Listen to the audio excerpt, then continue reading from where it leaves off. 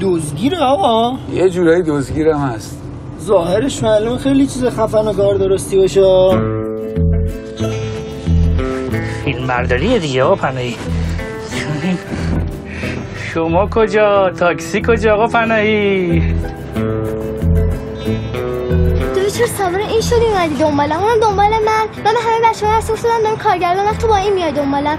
حداقل فکر آور خودسی و فکر آوری من باش.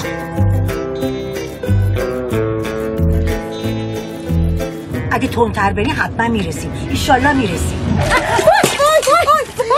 وای تو رو خدا آقا. تو رو خدا زود باشید داره میمیره. دست من نک آقا بخوام وصیت کنم بهش چیز نمیرسه. فقط چند تا مخدمونی بهش میدم. زنده موندی. بیشتر ترسیده بود. خودم دیدم حالش خیلی بد بود. هر آدمی که مجرم به دنیا نمیاد آقا از اول. من نمیفهمم اصلا شما چی میگید. من میگم اگه 2 نفر رو اعدام بکنن گوشی بقیه دستشون میاد. میدونم شما چی میگین ولی اشتباه دارین میگین آقا. اینجا رو واسه آدم زندون میکنن. نزدیکترین دوستاتو بدترین دشمنات میکنن. به نظرم بیخیالش شد.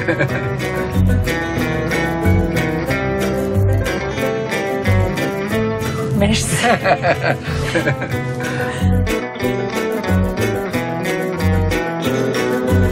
این هم راه رو بلده هم زودتر میره. بفرمایید. خیلی نوبت